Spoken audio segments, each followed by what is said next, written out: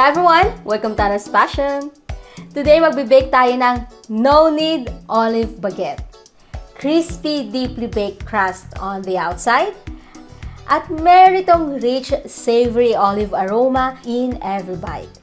A simple rustic bread to brighten your day. So, let's get baking.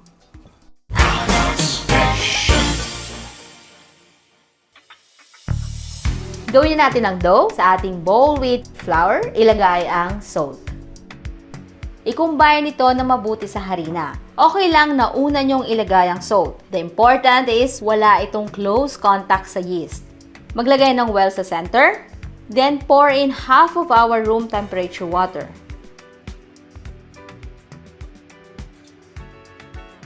And dissolve the fresh yeast. Please check the conversion for active or instant dry yeast in the description or comment below. After dissolving the yeast, pour in the remaining water.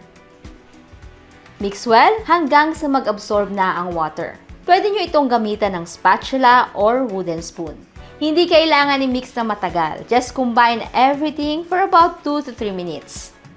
Next, ilagay ang extra virgin olive oil and green olives. I'm using 100 grams of whole olives and 100 grams of olives cut into small pieces. Combine everything well hanggang sa ma-absorb na ang oil sa ating dough.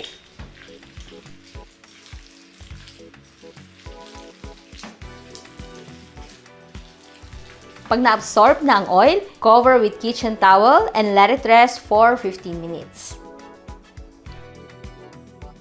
Uncover the dough and let's do a stretch and fold. This folding helps to strengthen your dough. Fold the dough from bottom to the top. Kunin ang dough mula sa ilalim papunta sa ibabaw. Repeat this 4 to 6 times. Cover it again and let it rest for another 15 minutes. Now, let's do the last stretch and fold.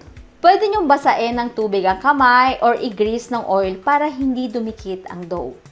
Grab the dough from the center, then lift and fold it over. Repeat this 4 to 6 times or hanggang sa maging smooth na ang surface nito. Takpan ng plastic wrap and let it proof in the refrigerator for 24 hours or overnight.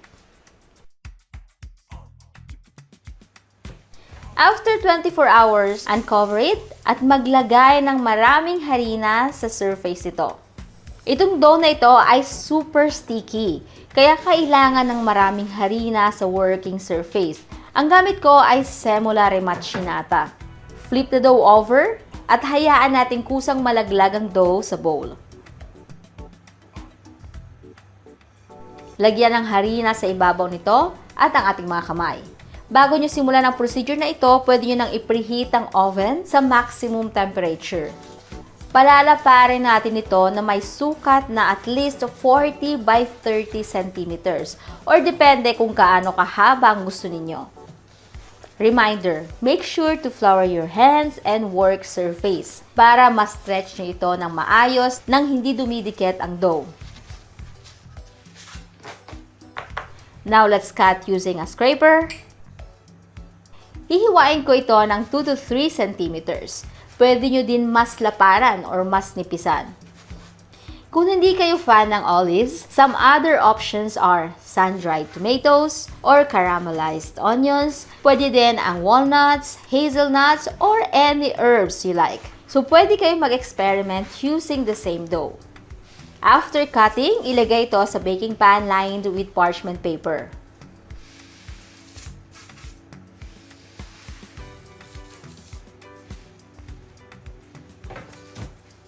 Here's another idea for the shape. Kung boring ang straight lang, you can twist them. Parang ganito. Pwede nyong artehan. Cover them with kitchen towel and let them rest for 15 minutes. Before baking, brush the surface with olive oil for a crunchy texture and beautiful golden brown. Lovely viewers, please consider subscribing. Your support will help me share more recipes and kitchen ideas just for you. Maraming salamat po. Maglalagay ako ng flaky sea salt sa ibabaw nito. Ang gamit ko ay Maldon salt. This is a very delicate salt na perfect for sweet and savory bread. You can add it before or after baking. But this is optional, personal preference ko lang siya. Bake in a preheated oven at 250 degrees Celsius for 13 to 15 minutes. Ayan na siya! Tignan niyo kung gaano kaganda ang ating olive baguettes.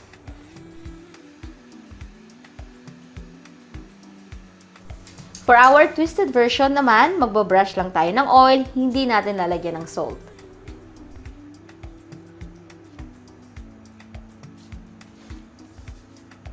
Bake in the same temperature for 13 to 15 minutes.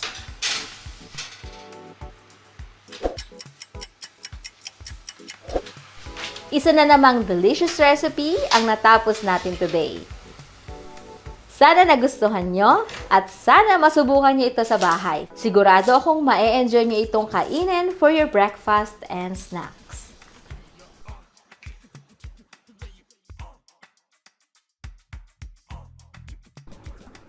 Ito na ang ating easy olive baguette. Diba? Pwede mo siyang gawing bilog, baston, or twisted.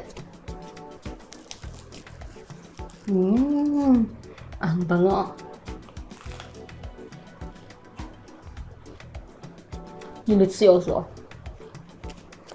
Thanks a lot for watching.